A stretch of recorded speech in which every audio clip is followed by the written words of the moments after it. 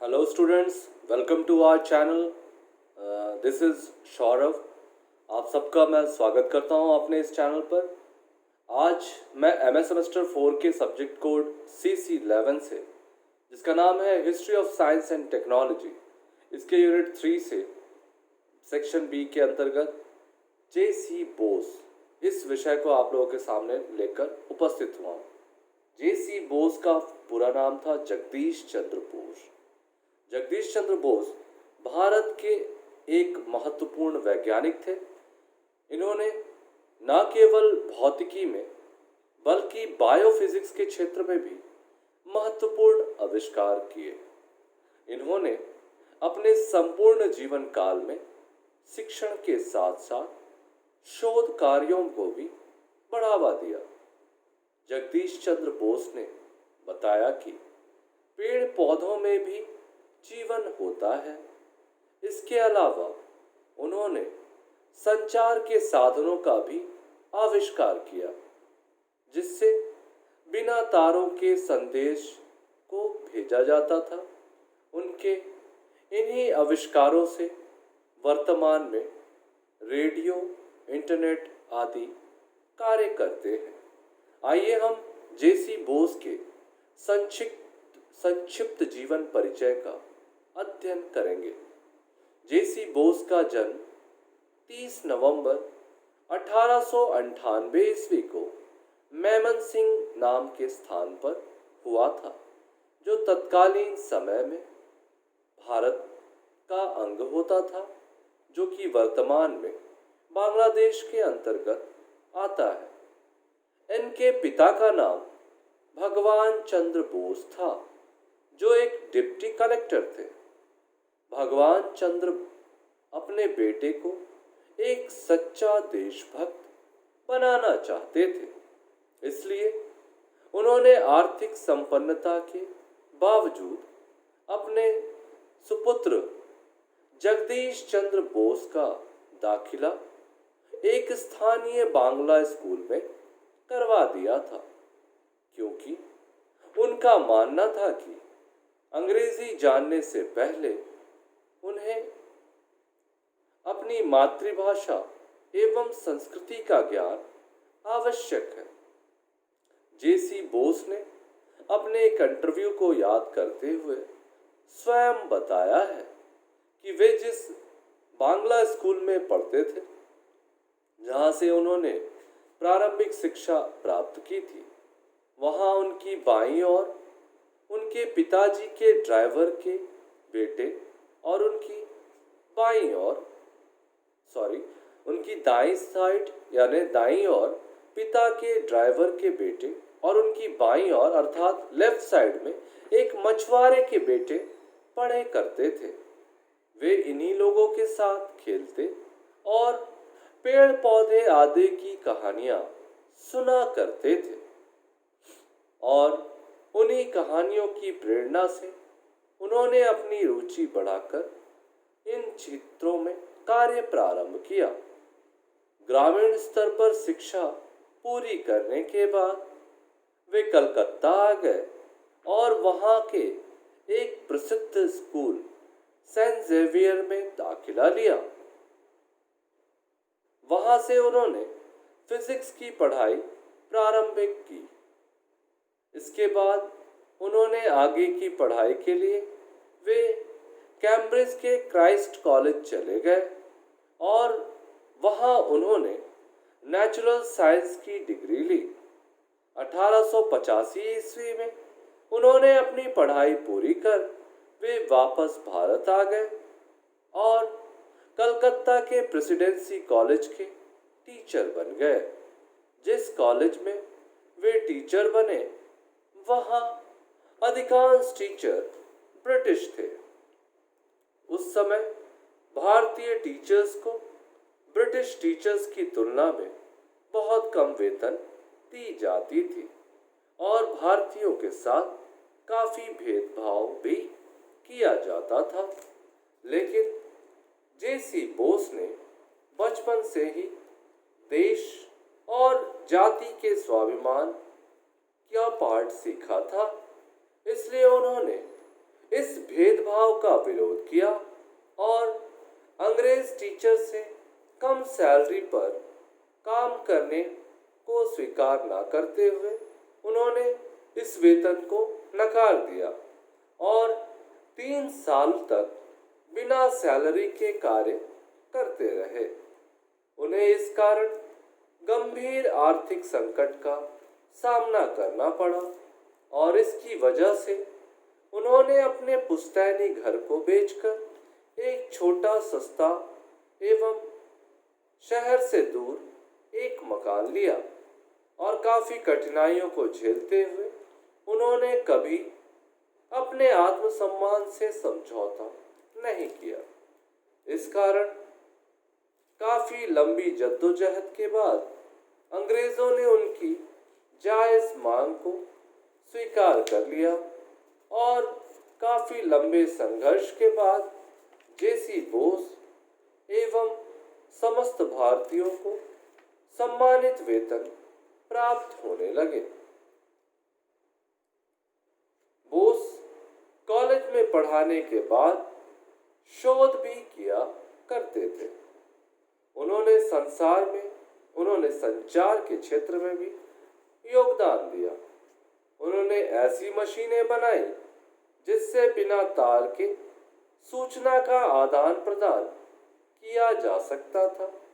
उनके इसी प्रयोग के आधार पर वर्तमान की वायरलेस टेक्नोलॉजी का काम करती है, लेकिन इस खोज का पूरा क्रेडिट एक दूसरे वैज्ञानिक मार्कोनी को चला गया, क्योंकि जेसी बोस किसी भी खोज के पेटेंट के खिलाफ थे। उन्होंने अपनी खोज से व्यावसायिक लाभ उठाने के बजाय उन्हें सभी को बताया ताकि और भी लोग इस पर कार्य कर सकें और इस पर आधुनिकतम खोज की जा सके। इस तरह उनकी खोज पर आगे कार्य करते हुए मार्कोनी ने इसे अपने नाम से रजिस्टर्ड करवाकर इसका पेटेंट ले लिया। जेसी बोस बायोफिजिक्स के क्षेत्र में भी अनेक खोज करते रहे।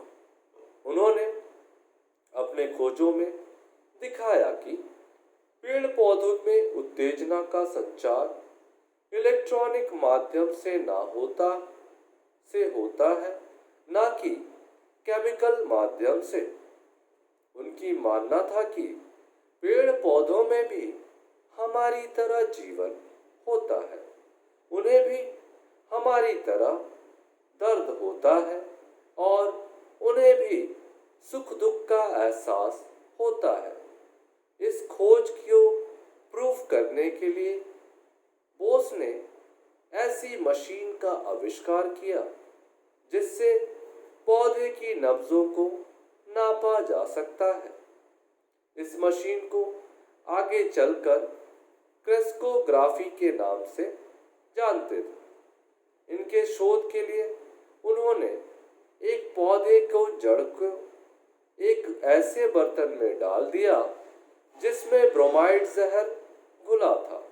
उन्होंने पाया कि पौधे की पल्स सामान्य जीव जंतुओं की तरह अस्थिर हो रही है, अचानक से कभी तेज कभी धीमी, और धीरे धीरे वह पौधा मुरझा गया।